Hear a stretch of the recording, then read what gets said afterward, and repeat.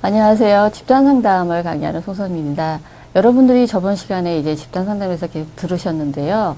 이번 시간은 집단 상담의 이론에 대한 두 번째 시간이라고 보시면 됩니다. 그래서 오늘은 이제 여러분들이 보실 게 합리적, 정서적, 행동적 상담 및 치료 모형이에요. 여러 가지 이제 이론들 중에서 우리가 정신분석이다, 또 게슈탈트다 들으셨잖아요. 근데 이제는 합리적, 정서적, 행동적 상담. 우리가 이거를 어떻게 보면 REBT라고 얘기를 해요. 영어로는 보면. 그래서 정서적인 문제는 비논리적인 신념체제 또는 비합리적인 가치관에서 기인하는 것이므로 이게 비합리적인 생각이나 사고를 어때요? 합리적인 것으로 대체할 때 정서적인 문제들이 해소할 수 있다고 보는 것이 이 주요 개념이라고 보시면 돼요. 그래서 우리가 쉽게 얘기하면은 must, ought, should라고 해가지고 반드시 뭐뭐 해야지만 돼라는 생각들을 갖고 계신 분들이 있어요. 그런 이제 비합리적인 신념을 갖고 있게 되면 어때요? 굉장히 정서적으로 자기를 이렇게 조이게 되겠죠. 그래서 힘들어 하거든요. 그래서 그런 것들을 합리적인 신념으로 끊어주는 것들이 이제 이 REBT에서 하는 활동이라고 보시면 됩니다. 주요 개념은 이제 논리적 비약이 심한 비합리적 사고에 의해 정서적 문제가 일어난다고 볼 수가 있어요. 그래서 우리가 논리적이고 경험적인 사고에 원래 입각한 행동으로 대체하도록 도와주는 거죠. 그래서 여지껏 갖고 있던 비합리적인 것을 논리적인 걸로 대체하도록 해주고요. 매우 인지적이에요, 여기는. 그래서 그리고 행동적이고 지시적인 교육 방법을 주로 사용하고 있다는 것이 앞에 이제 게슈탈트라든지 로저리안식하고는 조금 다르다는 점을 염두에 두시면 될 것 같아요. 자, 그 다음에 집단 상담자의 역할은 그럼 어떻게 했어요? 여기서는 지시적이라고 했으면 훨씬 좀 다르겠죠. 다른 것보다. 그래서 집단원들로 하여금 비합리적인 생각에서 자유롭게 되고요. 그 생각들을 합리적인 것들로 대체하도록 조금 더 훨씬 더 적극적으로 도와주는 데 목표가 있습니다. 그래서 약간의 학습 방법이라든지 이거 아니다고 생각할 때는 그거는 비합리적인 신념이라는 걸 좀 알려주면서 이렇게 끼어들면서 가는 것이 조금 다르다고 보실 수가 있어요. 집단의 기술에는 이제 그래서 우리가 논박이라는 걸 하겠죠. 그래서 이러이러해서 그거는 절대 논리적이지 않다라는 것을 얘기를 해주면서 논박을 하게 되고요. 또한 강의도 하게 되고요. 또 행동 수정도 하게 돼요. 그래서 우리가 행동을 고쳐주는 것이죠. 그다음에 독서 치료도 가능하고 어때요? 시청각 자료를 활용하기도 하고요. 자기 주장에 대한 훈련도 여기서 하게 됩니다. 그래서 감정 둔화를 라는 것을 체계적 둔감법이라는 것들이 있어요. 그래서 우리가 굉장히 감소적으로 내가 별로 흔들리지 않는 거에서부터 굉장히 많이 흔들리는 것들이 있다면 그걸 차곡차곡 연습을 해서 어때요? 긴장 이완을 시킨 상태에서 우리가 연습을 한 후에 다시 그 장면을 보여주면 굉장히 긴장 상태가 되겠죠. 그러면 다시 또 호흡을 해서 이완을 시켜주래서 체계적으로 어때요? 우리가 스스로 둔화시킬 수 있는 연습을 시켜주는 게 이제 체계적 둔감법, 감정 둔화라고 보시면 되겠습니다. 그래서 암시라든지 지지라든지 여러 가지 기술들을 이제 사용하는 것들이 어때요? 행동치료법이라고 보시면 됩니다. 그래서 REBT라고 우리가 얘기하는데요. 우리가 처음에 이제 인지적 치료법이라고 보시면 집단원들로 하여금 불안해서 탈피하고요. 그래서 안전하다는 생각을 버리는 자기주도적 치료법이에요. 완전한 건 있을 수 없다는 얘기예요. 우리가 그래서 완벽주의 성향을 갖고 계시거나 아니면 굉장히 뭔가를 반드시 해야만 된다는 생각을 갖고 있는 이 비합리적인 신념을 갖고 있는 사람에게 그런 건 있을 수 없다. 완전하지 않아도 괜찮다라는 조금 더 융통성 있는 사고를 가르쳐 주셔서 논리적인 사고를 할 수 있도록, 즉 논리적이라기보다는 합리적인 사고를 할 수 있도록 도와주시는 거겠죠. 또한 감정적 함기법이라는 것이 있는데요. 역할놀이라는 행동을 연습하기 위한 것이 아니고요. 이거는 역할놀이를 통해 그 역할과 관련된 어때요? 감정을 각성하게 하는 거죠. 우리가 그 예행 연습을 통해서 어떻게 행동할 것인가 행동 연습을 하는 게 아니라요. 그 연습을 통해서 이렇게도 느낄 수 있는구나. 이런 상태가 되면 이런 감정이 드는구나 해서 감정을 각성하고 극복하도록 하는 것이 중요한 이 감정적 환기법이라고 보시면 됩니다. 또 행동 치료 방법들이 있어요. 집단은 스스로에게 대한 다른 구성원들에 대한 의식에 대한 극적 변화를 일으키도록 돕기 위한 노력이에요. 그래서 여러분들이 행동 치료법으로 다른 집단원에게도 어떻게 영향을 줄 수 있다는 얘기죠. 또한 이제 6번째 의사거래, 이제 의사교류 분석법이라는 게 또 있어요. 이제 이런 모형에는 주요 개념이요. 행동의 동기라는 것이 우리가 어때요? 자극의 욕구, 구조의 욕구, 자세 욕구가 있다고 보고 있어요. 여기서는. 그래서 여러분들이 아시다시피 이 의사거래에서 중요하게 여기는 것은 그 우리가 이제 뒷부분에서 또 얘기하겠지만 성격 구조가 어때요? 어버이자, 어린이자, 또 어때요? 어른자 세 가지가 있다는 것이 성격 구조예요. 여기서 보면 일종의 인정의 욕구로 1차적 욕구가 자극의 욕구고요. 또 구조 욕구는 한 개인이 필요로 하는 인정 자극을 받을 가능성을 높이기 위해서 그의 생활을 조직하고자 하는 욕구가 있어요. 그래서 구조적으로 이제 조직하겠죠. 또 자세 욕구는 뭐냐면 개인이 자신의 전 생애를 통해서 어떤 확고한 삶의 자세를 갖고자 하는 이런 욕구들이 주요 개념의 행동의 동기라는 것이죠. 그래서 여러분들이 보시면 아시다시피 성격의 구조가 있죠. 여기서 그 의사거래 본사법에서는 중요하게 여기는 게 이제 성격의 구조가 다른 데서 이제 보지 못한 구조예요. 그러니까 여러분들 요새는 그래도 심리 서적책이나 이런 것들을 통해서 많이 알려졌어요. 이것이 내 안에 갖고 있는 내 안에 어린아이도 있다. 어버이도 있다. 또 성인 자아도 있다. 이 자아를 나는 다 갖고 있다라는 얘기죠. 그래서 내 안에 아직 크지 못한 아이가 있어요. 라는 그런 책도 있듯이 내 안에서 갖고 있는 여러 가지 그 세 가지 자아가 어떻게 역동하느냐가 굉장히 다르다는 얘기예요. 그래서 보시면 우리가 베른이라는 사람은 그의 오랜 임상 경험에서 인간은 어버이자 또 어른자, 어린이자 이 세 가지 자아 상태를 가지고 있다는 사실을 관찰 분석해냈어요. 그래서 어버이자라는 결국 어떤 거죠? 양육적 기능과 통제적 혹은 비판적 기능이 두 가지 기능을 갖고 있는 거죠. 그래서 우리가 흔히 누군가를 도덕적 가치 판단에 그 묶어서 판단하려 들고 또 가르치려 들고 하는 것이 이 어버이자아라고 보실 수가 있고요. 또 어린이자아는 수능적 어린이자아와 자연적 혹은 자유 어린이자아로 나누어진다고 볼 수가 있습니다. 또 어른자아는 어때요? 또 어른자아는 상황에 따라 각 자아가 적합한 기능이 작용을 할 수 있게 한다는 것이죠. 그래서 어른자아가 제대로 기능을 할 수 있을 때 아주 개인은 잘 적응할 수 있다고 보실 수가 있습니다. 그러니까 우리가 흔히 얘기할 때 어떤 사람은 어른인데도 불구하고 아이같이 구는 경우도 있죠. 그럴 때는 어린이자가 불쑥 튀어나온 거라고 볼 수 있는데요. 그리고 같은 어른인데도 불구하고 꼭 나를 가리키려 들어 저 사람은 나랑 똑같은데도 불구하고 그럴 때는 어떤 자아가 그 사람 발동한 거예요? 어버이자아가 더 발동하고 있는 거죠. 그 나는 그때는 어떤 자아가 발동해요? 성인으로서 그 사람을 잘 대응하지 못할 때는 어린이자처럼 이제 기분 나빠하거나 이런 자아가 발동하게 되겠죠. 근데 내가 성인 자아를, 어른 자아를 잘 갖고 있다면, 저 사람은 지금 이런 것 때문에 이렇게 나를 가르치려 드는구나 하고 내가 어때요? 훨씬 더 그냥 안정적으로 받아들일 수 있겠죠. 이런 부분들을 설명해 줄 수 있는 게 이제 의사교육 분석법이라고 보시면 돼요. 그래서 여기서 집단 상담자의 역할을 보시면은 집단 상담자의 특수 기술은 이제 질문하기라든지 또 명료화라든지 맞닥뜨리면 직면이라고 보시면 돼요.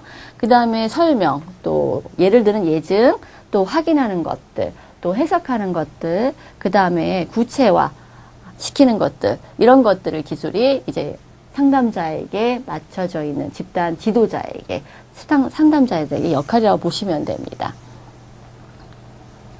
집단의 기술을 보시면요, 이제 구조 분석에서는 각 집단원들로 하여금 각 개인이 자아 상태의 구조를 검토해 볼 수 있도록 돕는 과정이에요.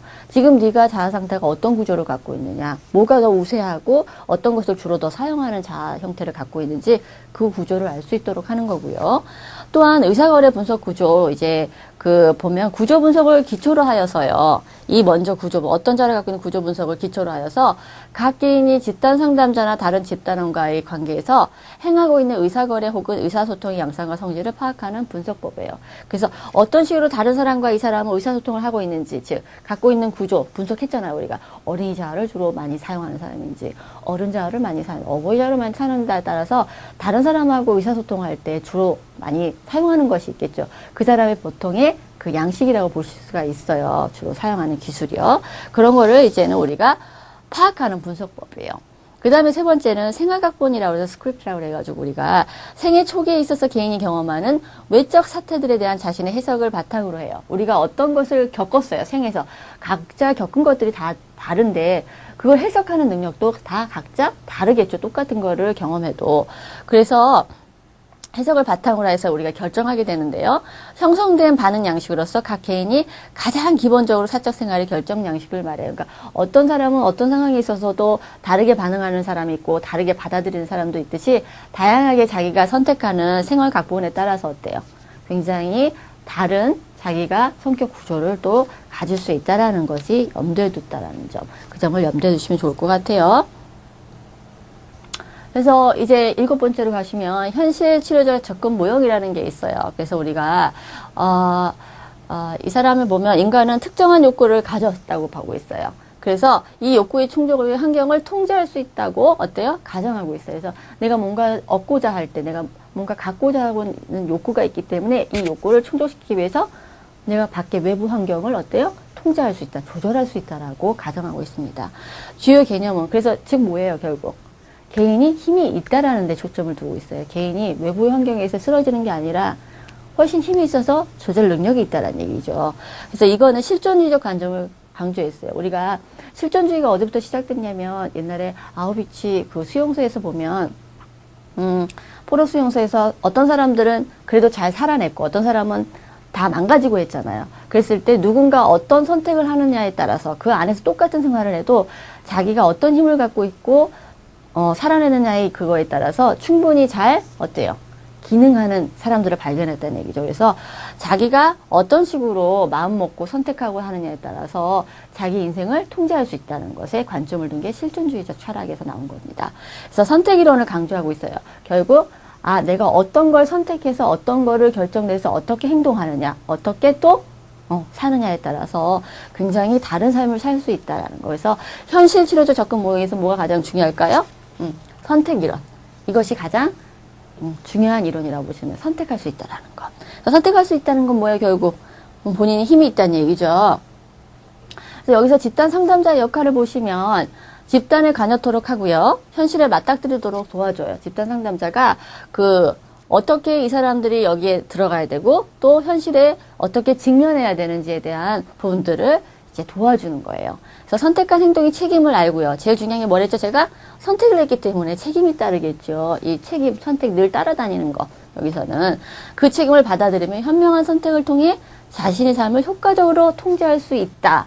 즉 뭐예요? 선택했기 때문에 책임지기 때문에 통제도 가능하다는 얘기죠. 할 수 있다는 점을 알리도록 해요. 그러니까 너가 어떤 선택을 했으면 그 선택에 대한 책임이 따르고 분명히 그래서 네 인생은 네가 통제할 수 있다. 그래서 누군가에 의해서 내 인생을 그냥 이렇게 내버려 두는 게 아니라 너가 할 수 있다. 네가 네 힘으로 분명히 어때요? 자기 인생을 잘 살아낼 수 있다는 것에 대해서 굉장히 힘을 실어준 이론이라고 보시면 됩니다. 그래서 이전에 다른 행동과 생각을 선택함으로써 그들의 느낌을 통제할 수 있다는 점을 이해하도록 하는 게 굉장히 중요해요. 그래서 우리가 이제는 계속 원래 갖고 있던 패턴들이 있어야 도는 거. 그게 도움이 안 되는 행동들이란 말이에요. 어떤 일에 대해서 계속적으로 악순환을 하고 있거든요. 그럴 때 어떤 좋지 않은 것에 대한 것을 고리를 끊어주셔서 새로운 행동을 연습해서 어때요?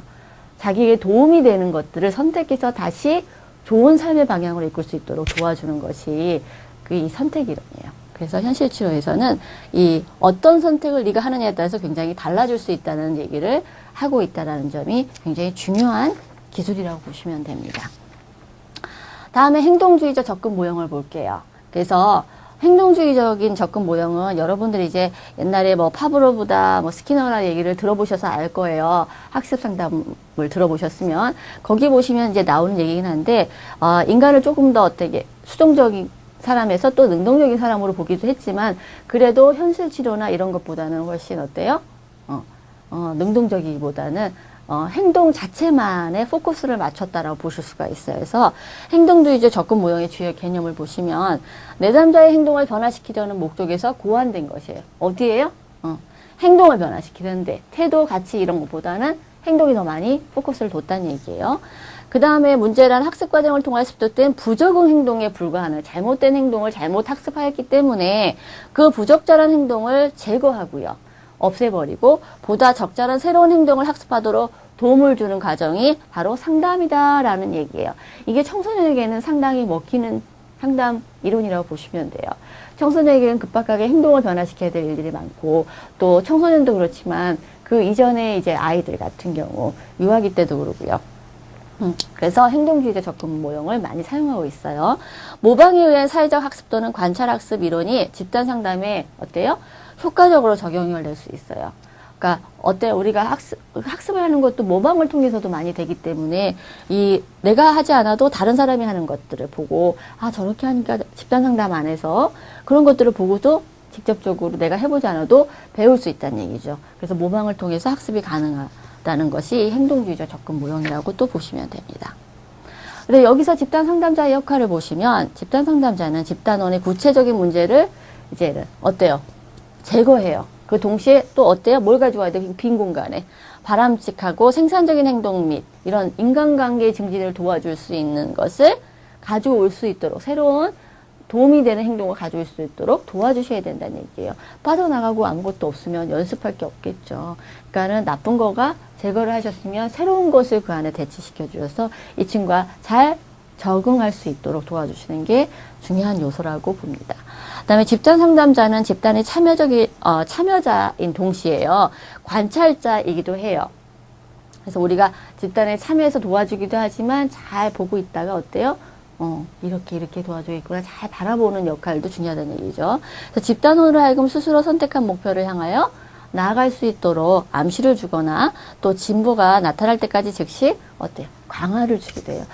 그래 잘하셨네요. 이래서 괜찮습니다. 그러셨군요. 이렇게 그래서 우리가 도와주는 역할도 굉장히 많이 하셔야 된다는 얘기죠. 그래서 행동 수정에서는 뭐가 중요하죠? 강화가 중요해요. 자, 집단의 기술. 그래서 행동을 강화하는 기술에는 행동 계약이라는 거 하고 자기주장 훈련, 시범 보이기 이런 것들이 있어요. 그래서 예를 들면 행동 계약이라는 건 어떤 거 우리가 어떠한 행동을 어떻게 하겠습니다. 안 지키시면 어떻겠습니까? 자기가 서술식으로 해서 계약을 맺는 거예요. 그래서 행동 계약서를 쓰는 것도 포함시킬 수가 있고요. 그 다음에 자기주장 훈련 해가지고 자기주장을 어떻게 하는지 그래서 올바르게 자기의 권리를 찾을 수 있도록 훈련시켜주는 방법이고요. 시범 보이기는 내가 어떻게 하는지 시범도 보여줄 수 있는 것들 그래서 강화를 해주는 것들 한번 해보세요. 자 어떻게 할 거죠? 다시 해보세요. 그 안에서 집단 상담 안에서 연습해 볼 수 있는 시범 보이기 역할을 하실 수 있게끔 도와주시는 거예요. 그다음 행동을 약화시키는 기술에는 뭐죠? 속어, 없애는 거. 또 양립할 수 없는 다른 행동을 강화시켜 주시는 거예요. 나쁜 거 제거해야 되면 좋은 걸 그 안에 갖다 놓고 강화시켜 주시면 자동적으로 이걸 밀어내게끔. 그다음에 체계적 둔감법 해가지고 어때요? 갖고 있는 것들을 이제 제거시켜 주시는 거죠. 그다음에 심적으로 포화 상태를 만들어 주는 건 우리가 어때요? 우리가 그 강화를 굉장히 많이 줘요. 그래서 계속 주면 그 강화의 가치가 오히려 상실될 수가 있죠. 그래서 우리가 속어를 행동을 약화시키는 기술은 이거에 들어갈 수 있어요. 어떤 나쁜 거를 행동을 약화시키려 할 때는 이런 걸 쓰시면 되겠죠. 그래서 뭔가 긴장되고 무서워하고 할 때는 체계적 둔방법을 쓰셔서 굉장히 강화시키고요. 또 심적 포화를 만들어서 더 이상 걔가 어때요? 그런 부분을 하지 않도록 도와주는 거. 계속 많이 줘서요. 그런 부분들이 여기에 속한다고 보실 수가 있습니다. 그래서 집단의 유형을 보시면은 우리가 그 체계적인 인간관계 훈련 집단이 있어요. 그래서 애간이 인간관계 훈련 집단 프로그램은 경험학습, 소집단에서 피드백 주고받기, 또 실험적 분위기, 심리적 안정, 히어앤나우에 초점 두기. 그 다음에 이런 것들이 핵심을 이루고 있고요. 또 이 사람이 제시한 인간관계 훈련 모델의 핵심은 계약서라고 굉장히 중요시 여겼대요. 그래서 훈련 집단의 목표와 절차를 잘 기술하는 것이 중요하게 여겨졌다고 합니다. 또한 구조화 집단이라는 것은 우리가 집단원들이 특수한 기술을 개발한다거나 또 어떤 특정한 주제를 이해하거나 혹은 인생의 힘든 전환기를 헤쳐나가도록 돕기 위한 집단 프로그램이에요. 그래서 구조화 집단인 것은 어떤 것들의 목표를 두고요. 이미 구조를 좀 만들어 놓은 상태라고 보시면 돼요. 이런 식으로 이렇게 갈 것이라는 거예요. 그래서 집단 초기에 그들이 다루고자 하는 특정 분야를 있잖아요. 만들어 놓는 거죠. 그래서 통상적으로 새로운 기술을 가르치는 방법으로 우리가 이제 구조화된 연습과 숙제가 주어지기도 하는 게 이 구조화 집단이라고 보시면 됩니다. 또한 이제 자조 집단이라고 여러분들이 또 들어보셨을 거예요. 이거는 공통 강심서 혹은 비슷한 정서적, 신체적 행동 문제 등을 가진 사람들이 모여갖고 심리적 스트레스를 받지 않도록 보호해주고 그들 자신의 생활 패턴을 바꾸기 위해서 자극제를 주는 지원체제라고 보시면 돼요. 그래서 몸무게 자율 통제 집단이라든지 심리 개선 집단이라든지 회복 집단이라든지 음주 통제 집단이라든지 암 환자 가족 집단이라든지 이런 것들이 어때요? 자조 집단에 속한다고 보시면 됩니다. 많이 들어보셨을 거예요. 이 자조 집단은요.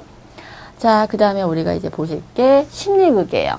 그래서 심리극을 보시면 심리극이란 그 연극을 통하여 집단 구성원이 이제 자신이 경험하는 어떤 사건을 재현하고요. 또 자신의 역할과 한계를 넘어서서 새로운 행동을 실천해 봄으로써 자아와 사건에 대한 새로운 인식과 정화와 대안을 획득하는 체험적 과정이라고 보시면 돼요. 중요한 건 우리가 심리학이라는 건 얘기는 들어보셨을 거예요.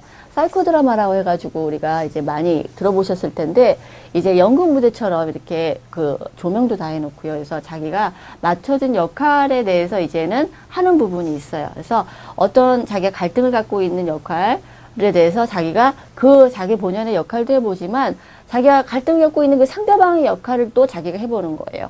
그럼으로써 그 사람이나 나 서로 각자에 대해서 정서를 경험해 볼 수 있는 기회를 가지시는 거죠. 그래서 우리가 심리극을 통해서 굉장히 행동의 치료라기보다는 심리적으로 감정 상태를 한 번 더 점검해보고 느낌을 점검해보고 하는 굉장히 좋은 경험이 되신다고 그래요.